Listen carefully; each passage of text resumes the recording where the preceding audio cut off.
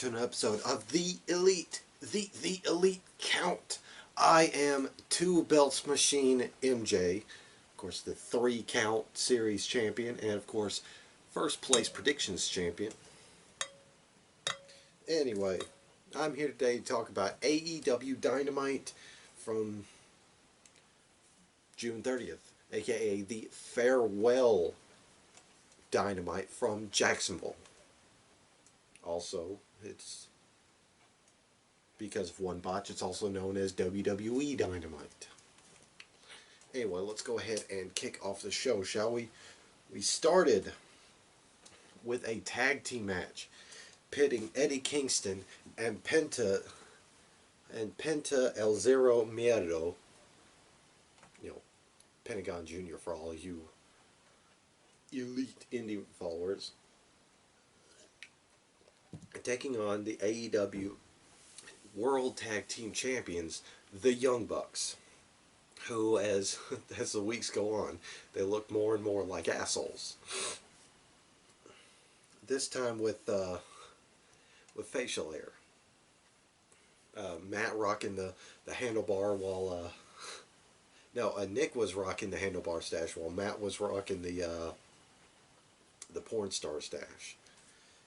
It's just, I was dying laughing because they look like assholes now, and it's great. Anyway, this was a absolute slap banger of a fight. Down the stretch, however, the Good Brothers, Gallows and Anderson, tried to get involved. Brandon Cutler tried to interfere on behalf of the Elite. But Elite Hunter Frankie Kazarian came out and made the save, taking out both Gallows and Anderson. And during that scrum, Brandon Cutler with his cold spray accidentally sprayed Matt in the face, allowing him to get dropped by Penta. And then, of course, Frankie Kazarian just brutally decapitates Cutler with a clothesline. And the finish came when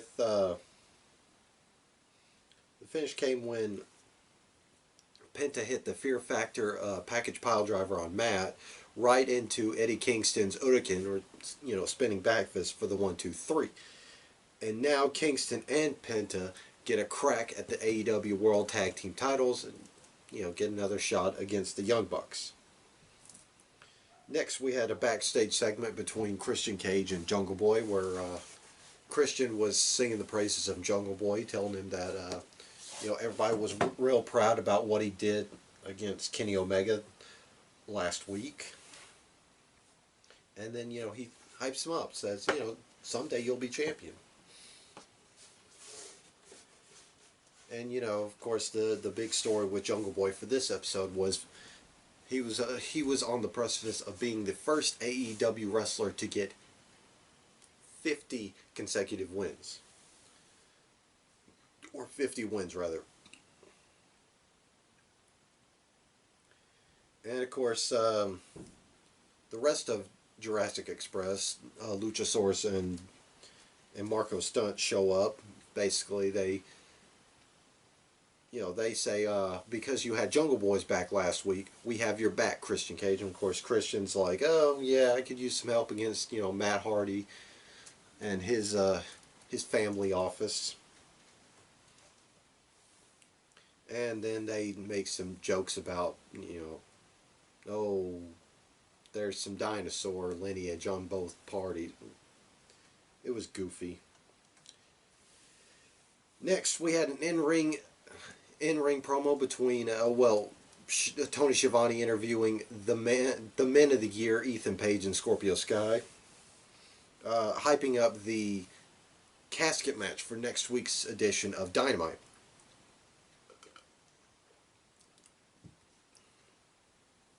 And Ethan Page basically says everything he's done to Darby isn't enough because Darby just keeps coming back for more. So in the casket match, he's going to exterminate him. And that casket match, when he shuts the coffin lid on Darby, he's going to get in his head, and every time Darby Allin does the coffin drop Ethan Page is going to be right there, and he's just going to cripple his confidence.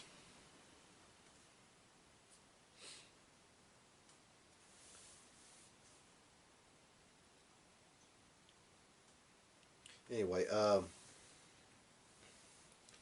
then after Ethan Page gets through with his spiel, out comes Sting carrying a casket on wheels. Then there's a little Darby Allin video that plays where he sets fire to a casket with a flamethrower. It cuts back to Sting with the coffin on wheels, and Darby Allin comes out of the coffin and brings the fight right to Ethan Page as Sting just kind of meanders his way to the ring. Sting drops Scorpio Sky while Darby Allin beats the hell out of Page and even takes like sharpened fingernails and just starts digging it into Page's eyes. And then Page basically got on the mic. He called the match off and says he knows that Darby couldn't beat him, so that's why Darby, went for the eyes.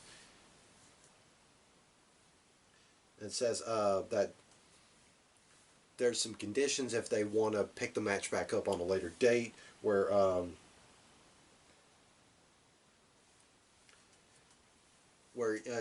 Darby Allin has to sign papers saying he can't touch Ethan Page.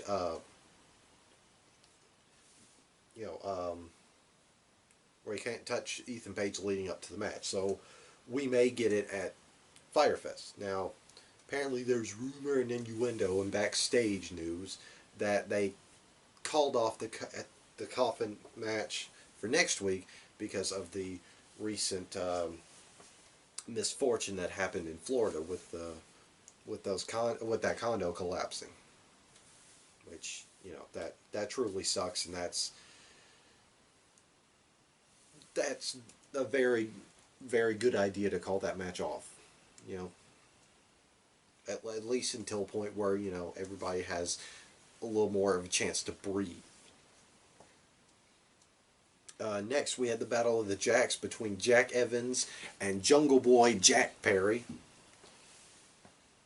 This was a pretty back and forth match. Jungle Boy gets the victory with a snare trap submission. And right as he's in the middle of celebrating, the Hardy family office, who has ties to the Hybrid 2, come out and try and jump Jungle Boy when Christian and the rest of the I want to call them Lucha Express, the Jurassic Express, there we go, Jurassic Express jump the Hardy family office, and yeah, Christian Cage stands tall.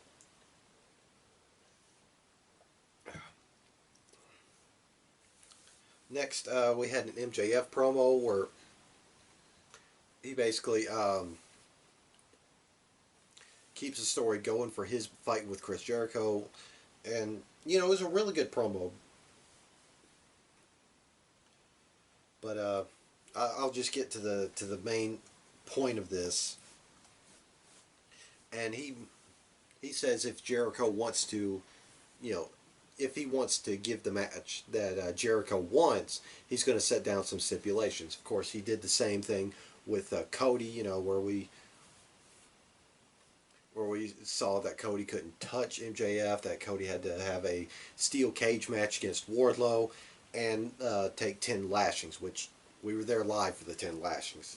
Good God, that sounded like, somebody was just firing a gun, man. He was audacious. So, and next week on AEW Road Rager, they're going to announce the stipulations that Jericho must follow through on.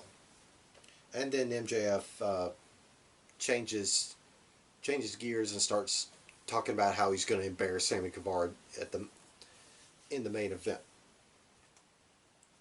Next, we had a promo from Andrade El Idolo.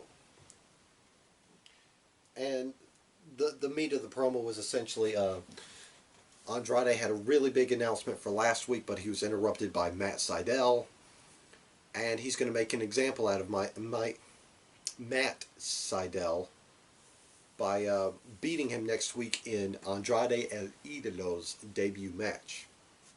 Of course, I did like how during this promo, Andrade referred to Matt Sydal as Matt something. Next, we had Tony Schiavone conducting an interview with AEW World Champion Kenny Omega. And of course, Kenny Omega's rocking some new facial hair. He's got himself mutton chops, a la Lemmy from Motorhead, or if you're so inclined, Triple H from '05. But no, Kenny actually looks pretty good with the mutton chops. Anyway, basically the meat of Kenny's promo is basically, I've beaten, I've beaten the toughest guy. I've beaten the greatest high flyer, the greatest athlete, the top merch seller, and then young up and comer. Listing off his opponents. And he said, he's going to take some time off because there's nobody left. He's cleared out the entire division. Then the Dark Order hit the ring. And Evil Uno gets on the mic. And Uno says, well, if I heard you correctly, you said you're out of challengers. But we know somebody that you haven't faced yet, or that you haven't beat yet.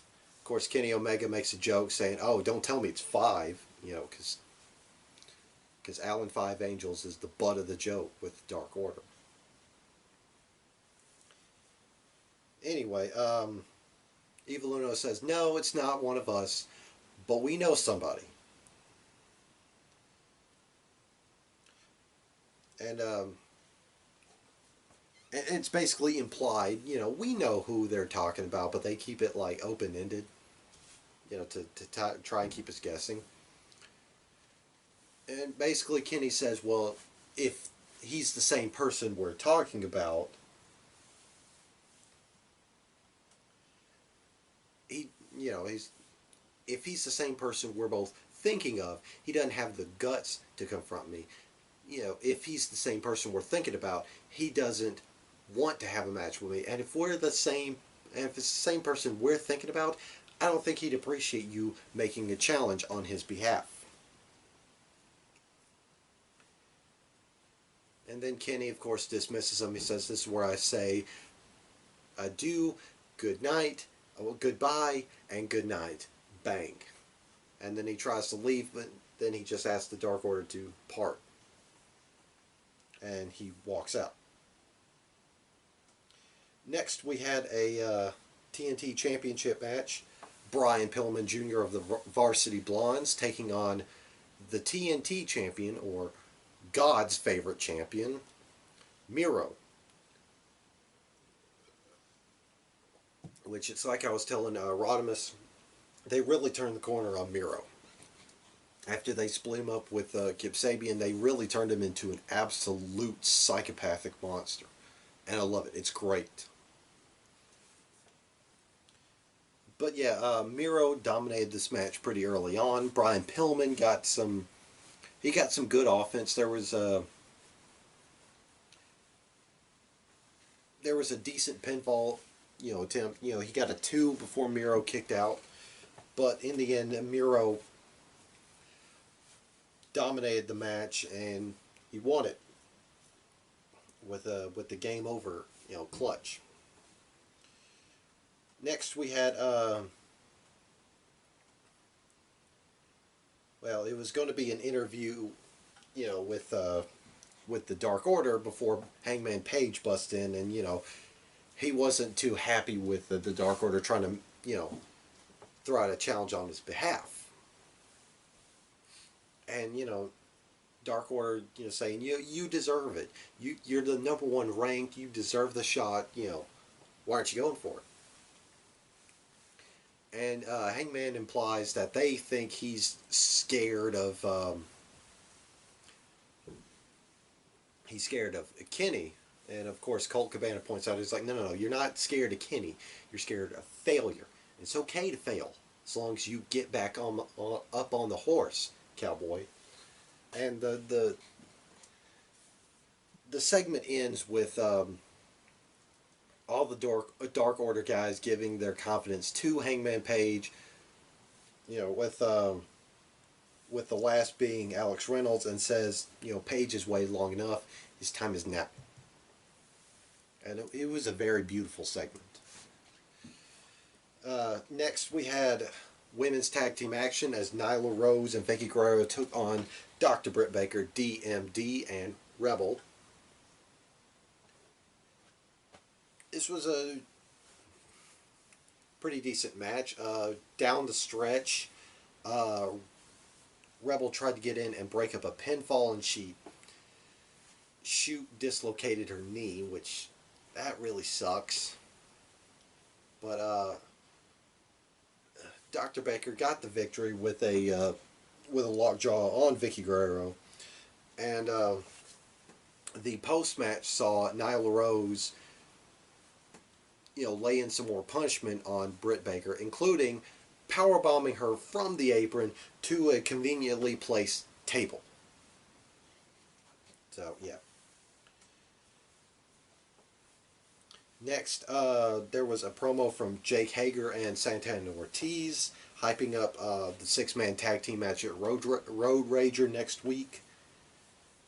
And, you know, the meat of it is essentially Hager was getting ready to give his respect to Wardlow for stepping into the cage last week and fighting him man-to-man. Until Inner Circle pulled shenanigans post-match, including MJF knocking out the Iceman Dean Malenko. And then Santana finished it off with saying, you know, they're going to kick FTR's ass next week, and you know they're going to have some representation on the sidelines next week. You know, FTR and Wardlow having Tully Blanchard in their corner. Meanwhile, Santana, Ortiz, and Hager having Conan in their corner. It's going to be a bang-up match. Also next week, there's going to be the Blade and the Bunny taking on Orange Cassidy and Chris Statlander. That's going to be a slap banger right there. And speaking of slap bangers, we had a absolute slugfest in the main event as MJF took on Sammy Guevara, and they beat the holy hell out of each other. And this wasn't a brawl straight from the out. No, they slowly pressed down on the gas until it just got combustible towards the very end. Of course, towards the very end, Shawn Spears was getting ready to drop he was getting ready to drop Sammy Guevara when Chris Jericho stepped off of commentary to intervene when he was intercepted by Wardlow. Wardlow gets the ref's attention, you know, by shouting at the ref with, you know, Jericho in a chokehold, and then he just throws Jericho off the side of the stage. While the referee was paying attention to that, Shawn Spears clocked Sammy Guevara in the back of the head with a chair, and MJF gets to cover 1, 2, 3.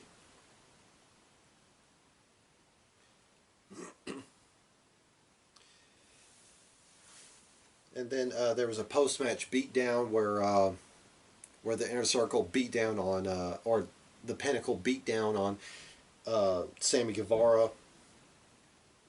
But Sammy Guevara and Chris Jericho. Then they closed out AEW Dynamite with a montage of their stay in Jacksonville for the past year, and it was a truly fitting a truly fitting promo.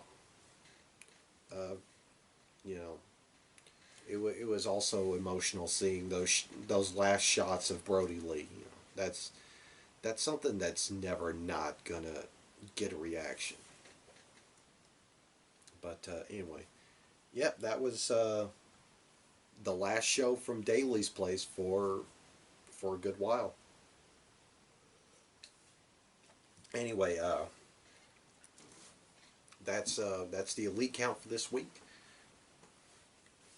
And, you know, I'll be back for Road Rager review next week.